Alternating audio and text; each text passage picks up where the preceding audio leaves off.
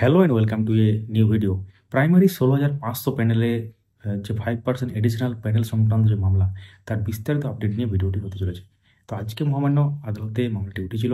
মাননীয় বিচারপতি কী অর্ডার দিলেন বা কী নির্দেশ দিলেন, এবং তার সাথে আইনজীবীরা কী বলল, এবং তার সাথে এবং রিড কপি এবং কেস ডিটেল সহকারে পুরো ব্যাপারটা হতে চলেছে। এবং আজকে এই মামলাতে একটি গুরুত্বপূর্ণ ব্যাপার নিয়ে আলোচনা হয়েছে। তো সঙ্গে থাকুন, দেখতে থাকুন। অবশ্যই চ্যানেলটিকে সাবস্ক্রাইব করে রাখুন, এবং যারা ফেসবুক থেকে দেখছেন ফলো করে রাখুন আমাদের এই পেজটিকে, এবং ভিডিওটি লাইক করে দিন এখনই, এবং দেখার পর শেয়ার করে দেবেন। এবং ডিসক্রিপশনে উল্লেখযোগ্য লিঙ্ক আছে যেগুলো আপনারা সেগুলোতে গিয়ে আপনারা জয়েন করতে পারেন। তো শুরু করা যাক। তো আজকে মামলাটি উঠেছিল মহামান্য হাইকোর্টে, এবং সেক্ষেত্রে মাননীয় বিচারপতি বিশ্বজিৎ বসু এজলাসে মামলাটি উঠেছিল। এবং আপনারা জানেন যে পিটিশনার পক্ষে আইনজীবীদের মধ্যে আছেন সিনিয়র আইনজীবী মাননীয় বিকাশ রঞ্জন ভট্টাচার্য, এবং তিনি মামলাটি পিটিশনার হয়ে আর কি লড়ছেন। এবং মামলাটি আদালতে ওঠার পর এখানে অনেকগুলো ব্যাপার নিয়ে আর আলোচনা হয় আর কি। এবং সেখানেই উঠে আসে আলী হোসেন মণ্ডলের মামলা, যেটা 3929, যেটা মহামান্য সুপ্রিম কোর্টে খারিজ হয়ে গেছে প্যানেল এক্সপায়ারের ব্যাপার হয়ে। বোর্ড দেখিয়েছিল যে প্যানেল 1 বছর পরে এক্সপায়ার হয়ে যায়। তো এবং এর সাথে আমরা একটু পরে আমাদের সাথে শেয়ার করব যে এই যে মামলাটা, অর্থাৎ 16,500 5% যে অতিরিক্ত প্যানেল প্রকাশ সংক্রান্ত মামলা, সেই মামলার অ্যাকচুয়ালি রিট কপিটাও আপনাদেরকে দেখাবো, এবং অর্থাৎ তার সাথে সিনপসিসও দেখাবো, এবং পুরো ব্যাপারটা আপনারা বিস্তারিতভাবে জানতে পারবেন।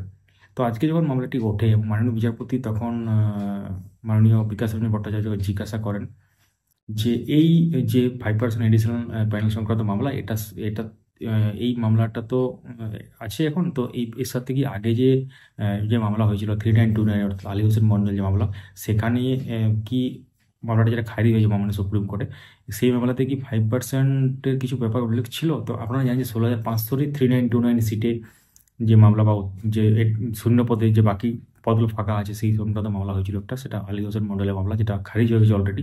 তো সেখানে কি কোনো 5%-এর ব্যাপার উল্লেখ ছিল? কারণ এটা কেন মাননীয় বিচারপতি জিজ্ঞাসা করলেন, কারণ একটা মহামান্য আদালতে সেম টাইপের জিনিস যদি খারিজ হয়ে যায়, তাহলে কিন্তু হাইকোর্টে কিন্তু যেটা চলছে, তো এটার ক্ষেত্রে লিঙ্ক থাকবে ব্যাপারটা। কারণ সেম ক্যাটাগরির জিনিস যদি হয়, তো সেটা কিন্তু তাহলে হয়তো সেটা এন্টারটেন হবে না। তো যেহেতু এখান থেকে যেটা আপনারা জানেন, যে আমরা একটু পরে দেখাচ্ছি যে সেই 3929 মামলাতে 5%-এর উল্লেখ ছিল কিনা। যদি উল্লেখ থাকে তাহলে কিন্তু 5% যে এখন মামলাটা চলছে এটার ক্ষেত্রে খারাপ খবর।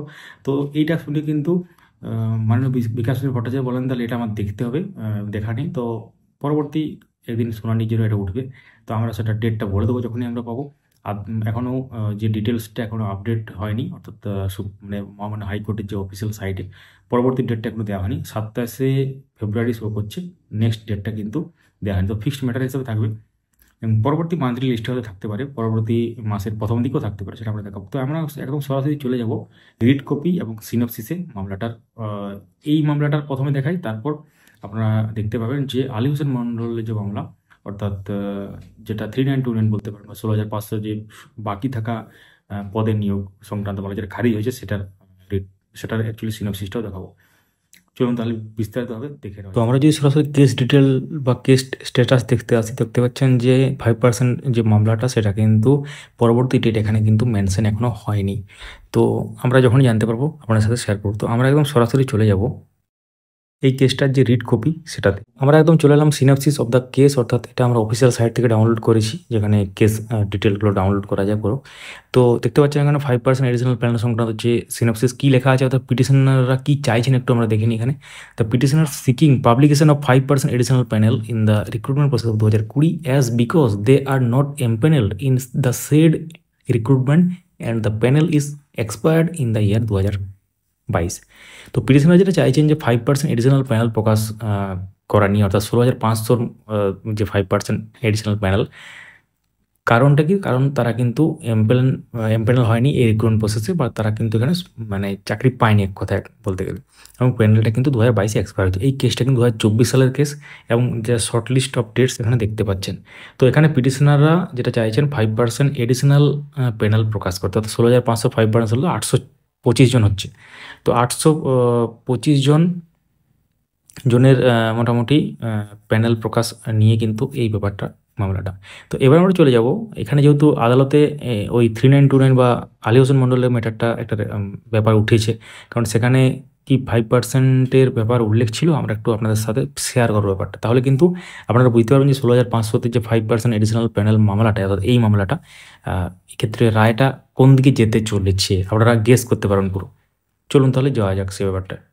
তো আমরা এখন আপনাদের সাথে যেটা শেয়ার করছি, অর্থাৎ স্ক্রিনে যেটা দেখতে পাচ্ছেন সিনপসিস অফ দ্য কেস, এটা হচ্ছে আলী হোসেন মণ্ডলের যে মামলাটা ছিল 3929 মামলা নামে যেটা পরিচিত, যেটা সুপ্রিম কোর্টে মানে খারিজ হয়ে গেছে এই মুহূর্তে প্যানেল এক্সপায়ারির ব্যাপার দেখি। তো এক্ষেত্রে এখানে যেটা লেখা আছে দেখতে পাচ্ছেন, একটু আমরা প্রথমে পুরোটা আপনাদের সাথে শেয়ার করি ব্যাপারটা কী আছে। That till date the issue of the regarding wrong answer key is pending before the Honorable High Court, that the West Bengal Board of Primary Education did not fill up the remaining vacant post of assistant teacher in primary school under the state of West Bengal till date। তো এখানে যেটা main প্রথমে যেটা বলা হচ্ছে, wrong answer কি যে মামলা সেটা কিন্তু পেন্ডিং আছে। এটা কিন্তু কিছু বছর আগের মামলা, সেই জন্য এখানে কিন্তু তখন রং অ্যান্সার কি যে ব্যাপার সেটা সম্পর্কে লেখা ছিল। যেহেতু প্রশ্নমূল মামলাটা মহামান্য হাইকোর্টে পেন্ডিং আছে সেই, এবং তার সাথে West Bengal Board of Primary education কোনো রকম যে বাকি পদগুলো আছে সেটা কিন্তু ফিল আপ করেনি, অর্থাৎ শূন্য পদ বলতে গেলে। আপনারা জানেন যে 12,000 সামথিং নিয়োগ হয়েছিল 16,500 মধ্যে, এবং মোটামুটি 6,000-এর মতো বাকি যেটা পিটিশনারদের দাবি করছে। তো এরপর আমরা দেখে নিই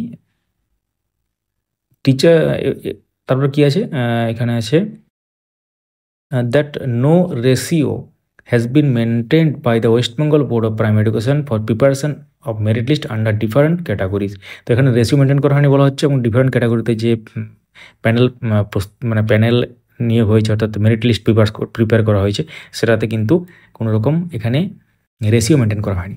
that the West Bengal Board of Primary Education has no right to vacate the remaining seats of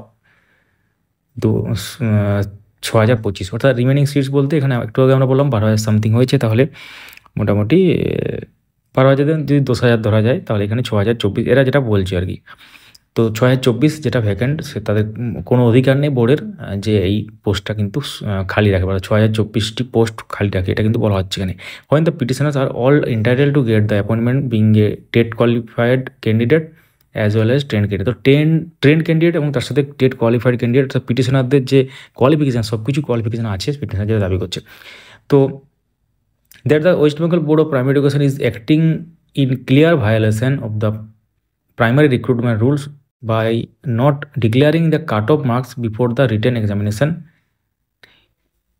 এখানে পরিষ্কারভাবে কি আছে, টেট 2014 যে কাট অফ মার্কস এবং রিটেন এক্সামিনেশনের যে কাট অফ মার্কস সেটা কিন্তু ডিক্লেয়ার করেনি, এবং সেটা কিন্তু বলছে এখানে ক্লিয়ার ভায়োলেট করছে রুলটাকে, প্রাইমারি রিক্রুটমেন্ট যে রুল 2016 রুল অনুসারে যেহেতু হয়েছে 2020 রিক্রুটমেন্ট প্রসেস, এবং তারপর কি আছে, as well as by not filling up the remaining vacant 6,024 post, এবং তার সাথে 6,024 পোস্টটা কিন্তু খালি রেখে দিয়েছে বা সেটা ফিল আপ করেনি, এটা কিন্তু ক্লিয়ার ভায়োলেশন রুলের, অর্থাৎ রিক্রুটমেন্ট রুলের ভায়োলেশন, এটা কিন্তু পিটিশনাররা বলছে এখানে।